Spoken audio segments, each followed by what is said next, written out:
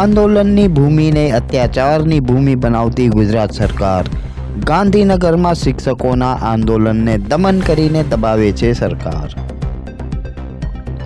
અંગ્રેજોના પેન્શન લેનારાને ઘરસૂતીમાં અત્યાચાર કરવાનું મળ્યું છે।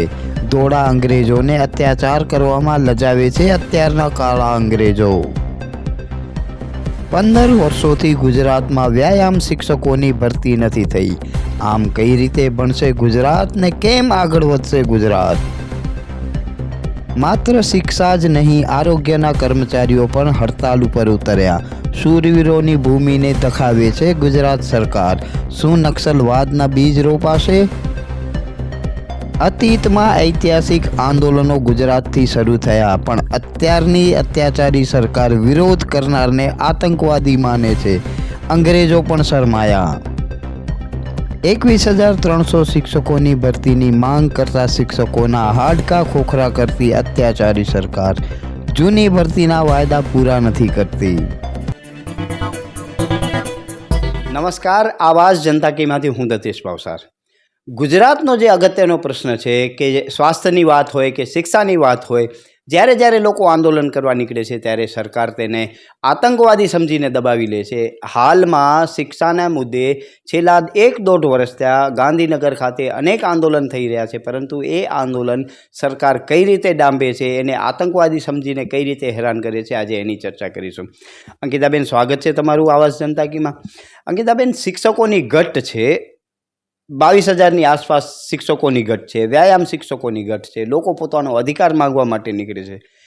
એ લોકોને આતંકવાદ સમજીને જો સરકાર વર્તન કરતી હોય તો એ તો દેશના યુવાઓ છે, તો આ દેશ આપણો કઈ તરફ જઈ રહ્યો છે? આ એ સરકાર છે કે જે ઈચ્છતી જ નથી કે ગુજરાતમાં શિક્ષાનો વ્યાપ વધે। એટલે જો શિક્ષાના મૂળિયા ડામવા હોય તો શિક્ષકોને દબાવવા પડે, અને બીજી બાજુ જ્યારે શિક્ષકો પોતાના હક માટે જ્યારે જોઈએ ને, આપણે વિવિધ આંદોલનો જોયા છેલ્લા અમુક સમયમાં। શિક્ષકો ગાંધીનગરમાં મેદાનોમાં બેસીને થાકી ગયા છે। હાલમાં જ હું આપણે એક સોશિયલ મીડિયા ઉપર ખૂબ વાયરલ થયેલો એક વિડીયો છે। વ્યાયામ શિક્ષકો બેઠા હતા ગાંધીનગર મેદાનમાં, રામકથા મેદાનમાં, અને શિક્ષકો સાથે આ સરકાર અને આ સરકારનું જે પોલીસ તંત્ર છે એ કેટલી ખરાબ રીતે વર્તે છે એ આપણે જોઈને આપણે દુઃખ પણ થાય ને આપણે ગુસ્સો પણ આવે કે આપણે કેટલા નમાલા થઈ ગયા છીએ કે આપણે એક બાજુ આપણે શિક્ષક દિવસ હોય એની ખૂબ મોટી મોટી ઉજવણીઓ કરીએ ને એક શું કે 100 શિક્ષક, એક માતા 100 શિક્ષકોની ગરજ સારે છે। ગુરુ વિના જ્ઞાન નહીં ને ઝાડ વિના પાન નહીં ને આપણે ઘણું બધું સારું બોલીએ છીએ, લખીએ છીએ, પરંતુ જ્યારે એ જ શિક્ષકોને પોતાની માટે કે ગુજરાતના વિદ્યાર્થીઓ માટે પણ, કેમ કે શિક્ષકનું ભલું થશે તો જ વિદ્યાર્થીનું ભલું થશે, આ બે એકબીજાના પૂરક છે, એમની માટે અવાજ ઉપાડવાનું આવે છે ત્યારે એ સૌથી પહેલાં એ શિક્ષકોની સાથે આ જે તંત્ર છે, પોલીસ તંત્ર છે, આપણી હર્ષભાઈની જે પોલીસ છે કે જે તો ગુજરાતને એટલું જ એમણે ફેમસ કરી દીધું છે પૂરા વર્લ્ડમાં કે અહીંયા બુટલેગરોના સાથે આ વર્તન નહીં થાય, અહીંયા દુષ્કર્મીઓની સાથે આવું વર્તન નહીં થાય, પરંતુ આ પોલીસ તંત્ર વ્યાયામ શિક્ષકોને ઢસેડશે, વ્યાયામ શિક્ષિકાઓને, મહિલાઓને ખેંચી અને અધમુઆ કરી દેશે। અને ને બીજી બાજુ આપણા જે માનનીય ગૃહમંત્રી સાહેબ છે એ તો મોટી ખાલી વાતો કરશે।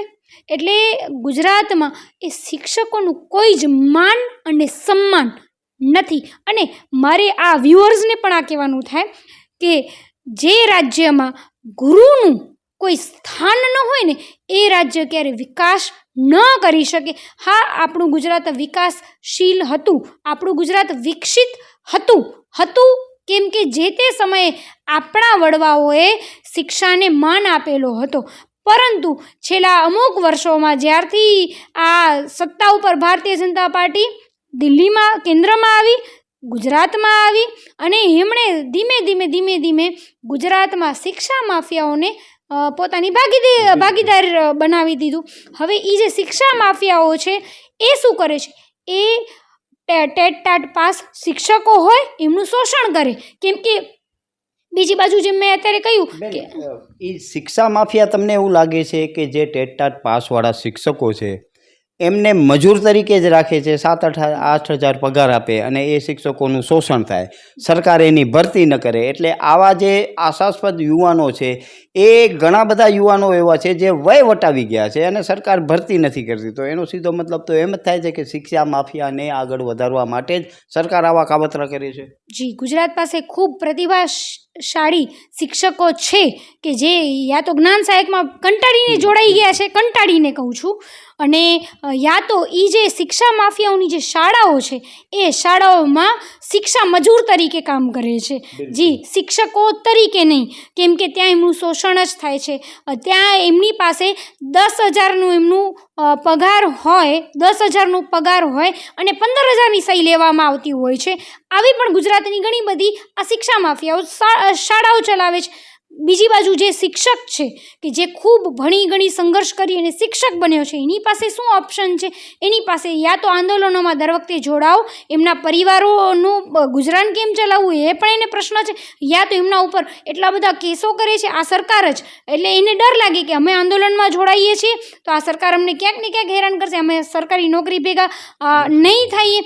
હાલમાં હું એક ડેટા ઉપર રિસર્ચ કરતી હતી તો મને એ જોવા મળ્યું કે થોડાક સમયથી કેટલા બધા શિક્ષિત લોકો અને શિક્ષકની પાત્રતા ધરાવતા લોકોએ આત્મહત્યા પણ કરી લીધી છે. કેમ કે જ્યારે રોજગારી નથી મળતી, તમે જે ભણ્યા એની માટે તમને સતત આંદોલનો કરવા પડતા હોય ને તમારી એજ લિમિટ પણ પૂરી થઈ જતી હોય તો તમારી પાસે છેલ્લો રસ્તો શું હોય છે? તો આત્મહત્યાના પણ બનાવો શિક્ષિત લોકોમાં થઈ રહ્યા છે. એનું કારણ જ આ ને આ માત્ર છે. દર્શક મિત્રો, વિચારો તમે કે એક યુવાનને એના પરિવારે ખૂબ જ સંઘર્ષ કરીને આ પરીક્ષાઓમાં ઉત્તીર્ણ કરાવ્યા હશે, ટીએટીમાં પાસ થયા હશે, ટીએટીમાં પાસ થયા છે.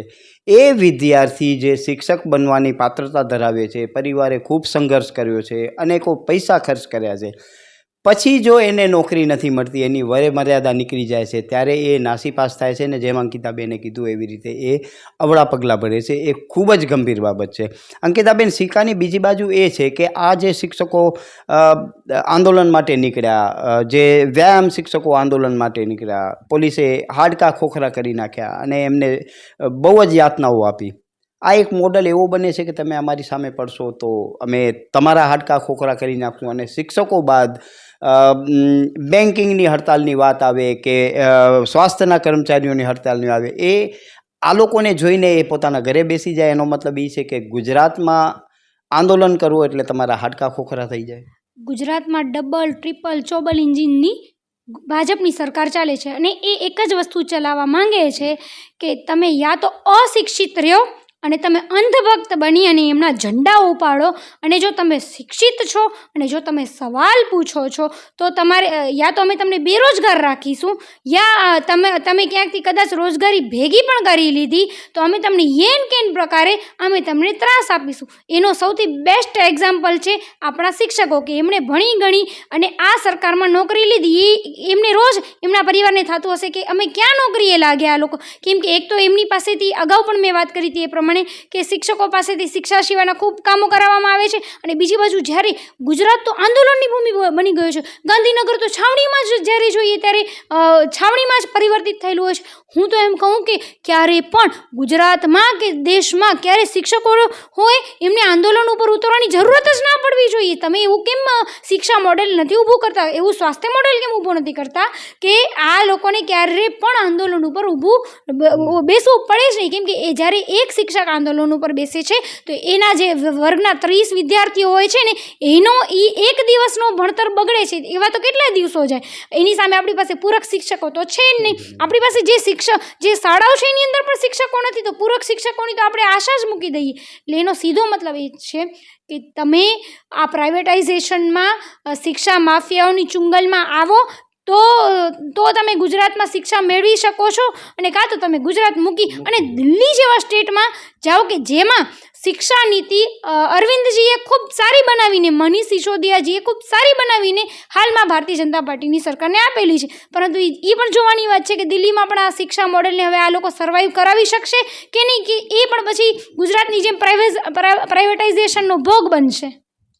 દર્શક મિત્રો, બહુ જ દુઃખની વાત છે કે આપણે વાતો મોટી મોટી કરીએ છીએ, ગુરુ વિના જ્ઞાન નહીં. ગુરુ જ નથી તો જ્ઞાન ક્યાંથી આવવાનું છે આપણા ગુજરાતમાં. અને આજના રાજકારણીઓ ગમે એ પક્ષના હોય એવું જ માનીને બેઠા છે કે જો તમારામાં જ્ઞાન આવશે તો તમે પ્રશ્ન પૂછશો. અને આ પોલિટિશિયનોને પ્રશ્ન પૂછવાવાળા બિલકુલ જ પસંદ નથી. પરિણામ સ્વરૂપે આના જે આંદોલન કરે છે એ લોકો ઉપર દમન કરવામાં આવે છે, કેમ કે આંદોલનકારી જે કરે છે એ કોઈ અન્ય દેશોમાંથી, પાકિસ્તાનમાંથી નથી લડે, એ પણ ભારતના અને ગુજરાતના નાગરિક છે. એ પોતાના અધિકાર માટે લડે છે. પરંતુ એમને એમના અધિકાર મળે અને જો ગુજરાતનું શિક્ષણ આગળ વધે તો અંતમાં જે સત્તા ઉપર બેઠેલા લોકો છે, અશિક્ષિત લોકો છે, એને શિક્ષિત લોકો પ્રશ્ન પૂછશે. માટે જ આ બધા આંદોલનોને ડામવામાં આવે છે. સૌથી મોટી દુઃખની વાત એ છે કે આવા આંદોલનને જે હાલના મીડિયા છે એ પણ કવર નથી કરતા. એ બહુ દુઃખની વાત છે. આટલા મોટા આંદોલનો થતા હોય અને ગુજરાતમાં એની સુખપુગાટ ન થાય તો એ આપણા ગુજરાત માટે ખૂબ જ જોખમ ઊભું થાય છે. આપણી ગુજરાતની ભૂમિ એ આંદોલનની ભૂમિ છે. જ્યારે મીઠાનો સત્યાગ્રહ થયો હતો એ પણ ગુજરાતની ભૂમિ ઉપર થયો હતો. અને જ્યારે જેપીનું આંદોલન થયો હતો ત્યારે પણ એ આંદોલનનો પાયો ગુજરાતમાંથી જ નખાયેલો હતો. પરંતુ આજની સરકાર આવા આંદોલનોને ડાંબી અને ક્યાંક ને ક્યાંક લોકોને પોતાના વશમાં કરી ને હેરાન કરવા માંગે છે, એ સ્પષ્ટ દેખાઈ આવે છે. અંકિતાબેન, ખૂબ ખૂબ ધન્યવાદ તમારો. તો દર્શક મિત્રો, તમે વિચારજો કે જો આંદોલનો નહીં થાય તો લોકોને ન્યાય કેમ મળશે? લોકતંત્રને જીવિત રાખવા માટે, લોકતંત્રનો જે વૃક્ષ છે એને જીવિત રાખવા માટે આંદોલન રૂપી ખાતર નહીં મળે તો લોકતંત્ર બચશે નહીં. અને લોકતંત્ર નહીં બચે તો મારા અને તમારા દીકરા ઉપર ખૂબ જ મોટું જોખમ ઊભું થવાનું છે. નમસ્કાર, આવાજ જનતા કીમાંથી હું દતેશ ભાવસાર. તમને અમારી સ્ટોરી સારી લાગે તો લાઈક કરજો, સારી ન લાગે તો અમને સૂચન આપજો, પરંતુ સબસ્ક્રાઈબ કરજો જરૂર. નમસ્કાર.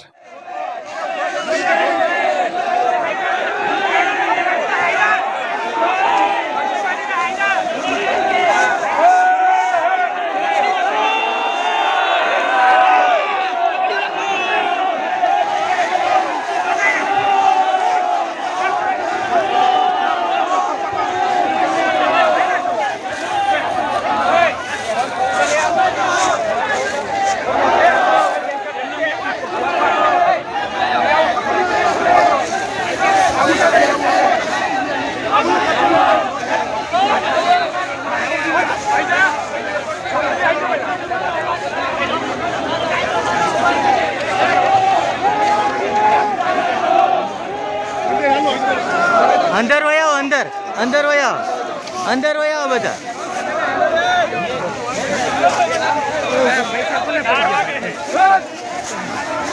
ફોન કાઢો ને અંદર આવતા રહ્યો.